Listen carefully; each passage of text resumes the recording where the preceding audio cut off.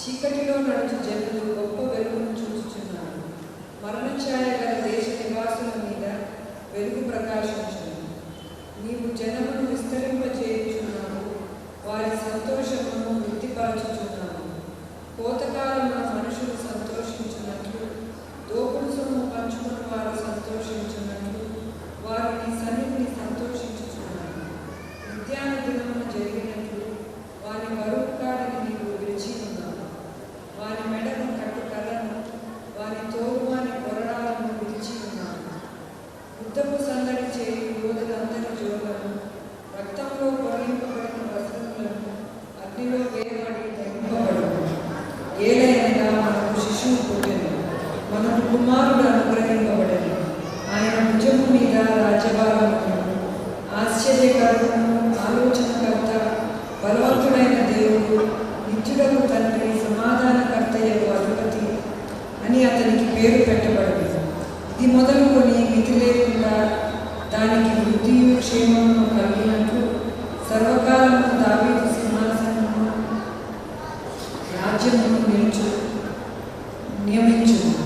న్యాయము వలనను నీతి వలనను రాజ్యమును స్థిరపరచుటకు ఆయన సింహాసనాసీనుడై రాజ్య పరిపాలన చేయదు. సైన్యముల అధిపతి అవి యెహోవా ఆసక్తి కలిగి దీనిని నెరవేర్చు. దేవుడు ఈ వాక్యము దీవించుగాక.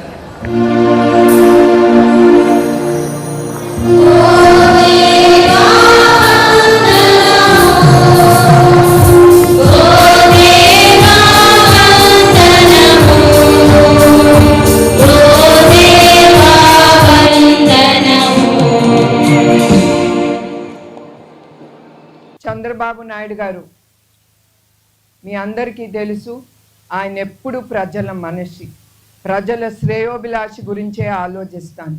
ఆయన ఎప్పుడు కుటుంబాన్ని గురించి ఆలోచించరు, కుటుంబంకి ఏం వస్తుంది లాభం అనేది ఎప్పుడు ఆలోచించరు. ఆయన కానీ ఆయన కుటుంబం ఒకటే మేము నమ్మేది, ప్రజలకి సేవ చేయాలి, చివరి వరకు మనం గౌరవంతో బ్రతికి గౌరవంతో పోవాలనేదే మా కుటుంబంలో ఉంది. మాకు ప్రజల నుంచి ఏమీ అక్కర్లేదు. మాకు దేవుడి దయ వల్ల ఒక కంపెనీ ఉంది, దాంతో మేము సంతోషంగా ఉన్నాం. మాకు ప్రజల సొమ్ము అనేది మాకేం అక్కర్లేదు. అదే కాకుండా చంద్రబాబు నాయుడు గారు కుప్పం అభివృద్ధి చెందటానికి 40 పథకాలు తీసుకొచ్చారు. ఆ 40 పథకాల్లో మీరు అనుకుందే ఉండయి. దాంట్లో రోడ్లు, డ్రైనేజ్ సిస్టము, లైట్లు, education, airport, cargo airport, cold storage, మీరు పండించే పూలు, వెజిటబుల్స్, కాయగూరలు, దాని గురించి కోల్డ్ స్టోరేజ్ సిస్టము.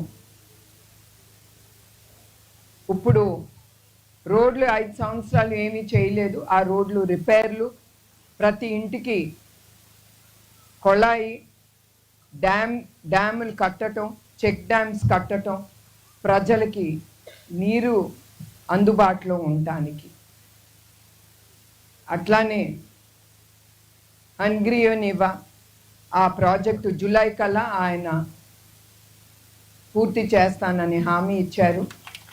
అట్లానే పోలవరం 2026లోకి అది పూర్తి చేస్తే మన యావత్ ఆంధ్రప్రదేశ్లో సస్యశ్యామలంగా మనందరం సంతోషంగా ఉండొచ్చు. ఎస్పెషలీ మన రైతన్నులు నీళ్ళు కోసం మనం కరువు ఎదుర్కొంటాం అనే ధ్యాస లేకుండా సంతోషంగా ఉండొచ్చు. మరొకటి, కరువు లేని కుప్పం, కరువు లేని ఆంధ్రప్రదేశ్. చంద్రబాబు నాయుడు గారు కుప్పానికి ఎట్లా ఆయన హామీ ఇచ్చారో, 40 పథకాలు తీసుకొచ్చారు, అట్లానే ఆయనకి ఒట్టి కుప్పమే కాదు, యావత్ ఆంధ్రప్రదేశ్, యావత్ భారతదేశంలో నంబర్ 1 రాష్ట్రంగా మిగిలిపోవాలి. కరువు అనేది ప్రజలు చూడకూడదు. అందరూ ఆ కరువు లేకపోతే ప్రతి ఒక్క కుటుంబం సుఖ సంతోషాలతో ఉండొచ్చు. అట్లానే ఇండస్ట్రీస్ ప్రతి ఒక్క డిస్ట్రిక్ట్కి, అది ఒక్క కుప్పం గురించి ఆయన ఆలోచించట్లేదు.